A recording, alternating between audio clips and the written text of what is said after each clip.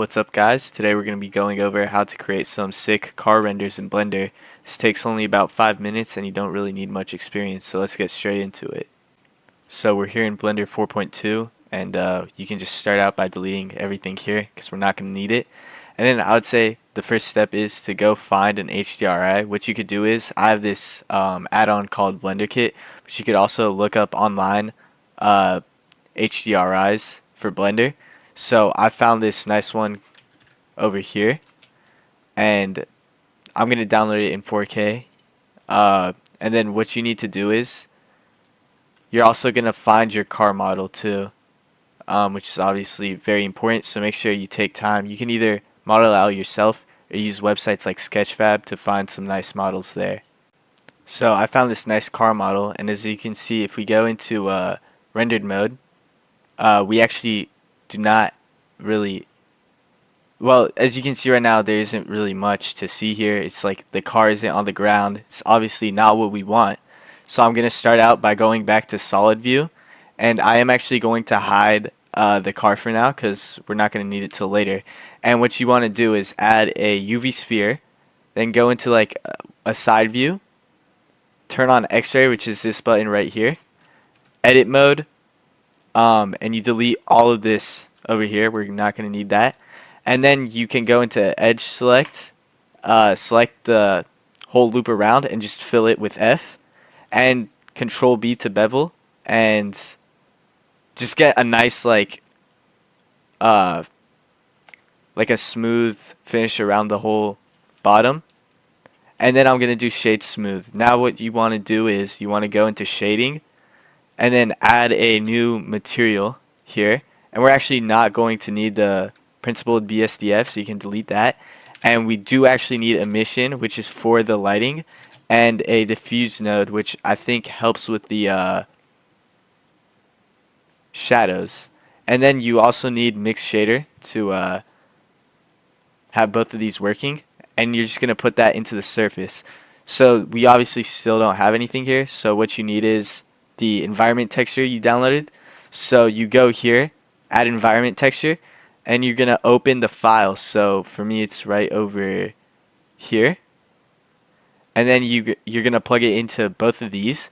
And then what you need to do is you can actually scale this up a bit so that it's bigger, and you're going to want to obviously there's like a glitch here with the grounds because it's not mapped properly. So what you want to do is you actually want to add a mapping and texture coordinate node. And then what you're going to do is you're going to change from the generated over here to object into the vector. And we're still getting the glitch. So what you want to do is you want to carefully just use this slider over here, the location, the Z location, to get a nice like angle so that it looks correct. And I think something around here actually matches my scene pretty well. I might actually, let's see. Yeah, something like this looks pretty nice. And now you're going to go back to the layout. So that was basically the whole first part. And now what you're going to do is you can show the car again. And I do need to scale this down actually. So get it scaled properly. And honestly, I don't really think this HDRI was really it wasn't really that good for this tutorial, but I mean, as you can see, this still looks pretty convincing. I mean, you can see the wheels are actually on the ground, and unlike with the regular HDRI, you can now move the car around the scene, which is regularly not possible if you're using the HDRI. And then also, there are a couple other things you could do. Like for example, right now, if you zoom out, you're gonna see that you can't actually see. So there are limits to this, but there are a couple of things you could do. So if you know what you're doing, you could probably get it to look a little better than this. But honestly, for what we want, this is perfect.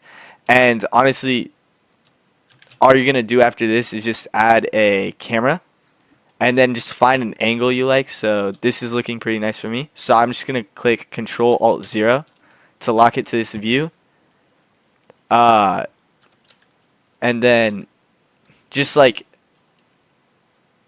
You can like tweak some of the settings. So I'm just gonna mess with this, the focal length too.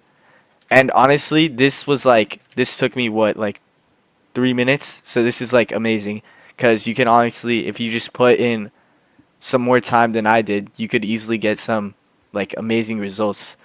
So just feel free to experiment with this technique and let me know in the comments if you found this tutorial helpful. Thanks for watching, guys.